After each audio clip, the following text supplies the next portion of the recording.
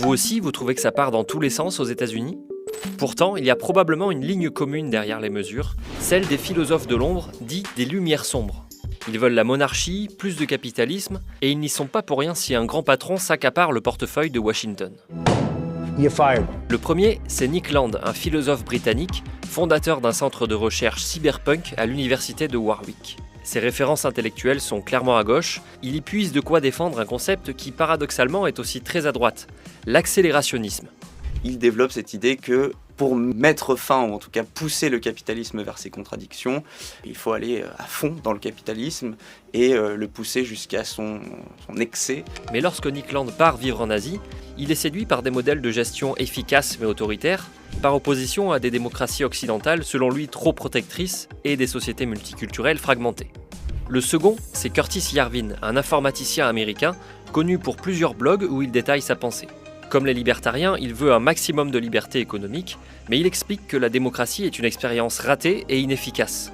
Il est d'accord avec la théorie libertarienne, mais est en désaccord avec les moyens d'établir une société libertarienne. Et selon lui, ce que n'ont pas vu les libertariens, c'est la nécessité de passer par un État fort, un État autoritaire. Selon lui, il faut que les États soient gérés comme des entreprises, avec un PDG à leur tête, sans élection. C'est ce qu'il conceptualise dès 2007 sous le nom de formalisme. What is a government? A government is just a corporation which owns the country. Nothing more, nothing less. Il s'exprime sur un ton provoque et outrancier, empreint d'une culture geek. Il reprend le principe de Red Pill, en référence aux pilules rouges du film Matrix, qui permettent d'ouvrir les yeux sur la réalité. The Matrix is everywhere. Concept repris par Elon Musk. Moi, je suis convaincu qu'il y a un aspect de troll dans la pensée de Yarvin, d'ailleurs aussi dans celle de Nick Land, donc il y a une dimension extrêmement provocatrice, qu'on pourrait rapprocher d'ailleurs de ce que Deleuze appelait la pop philosophie. On pourrait presque parler, si on ose le néologisme, de même philosophie, c'est-à-dire qu'il y a un usage de la culture populaire d'Internet par ces deux penseurs. En 2012, c'est Nick Land qui va sortir Curtis Yarvin des marges d'Internet, et c'est là que ça devient intéressant. Il consacre un ouvrage à Yarvin, chez qui il trouve un génie incandescent. Son livre est baptisé « Les Lumières sombres », par opposition au mouvement du XVIIIe, qui appelait à restreindre le pouvoir du roi et à mettre en place la démocratie.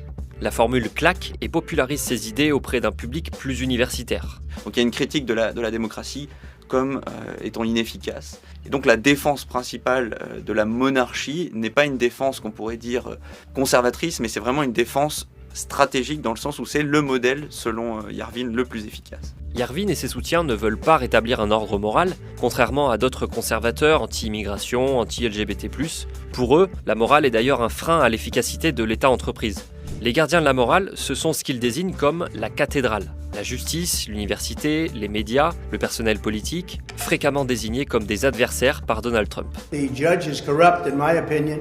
Reste une grande question, comment passer de la démocratie à la monarchie ? Il va considérer que certaines formes démocratiques dévoyées peuvent être un marchepied pour le changement de régime. Et notamment, c'est pour ça qu'il parle souvent de la référence à César, et donc de ce qu'on pourrait appeler le césarisme. Le César, c'est celui qui va faire la transition entre la forme démocratique et la forme monarchique. He says, "You're not going to be a dictator, are you?" I said, "No, no, no, other than day one." La dictature n'est pas l'objectif de Yarvin. La dictature est peut-être un moyen de faire la transition vers un gouvernement efficace. Quelle influence détient réellement cette pensée néo-réactionnaire, connue sous l'acronyme NRX ?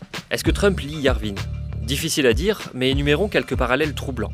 Yarvin avait conceptualisé l'acronyme RAGE, qui signifie « mettre à la retraite tous les employés publics », l'idée appliquée par Musk et ses licenciements massifs de fonctionnaires.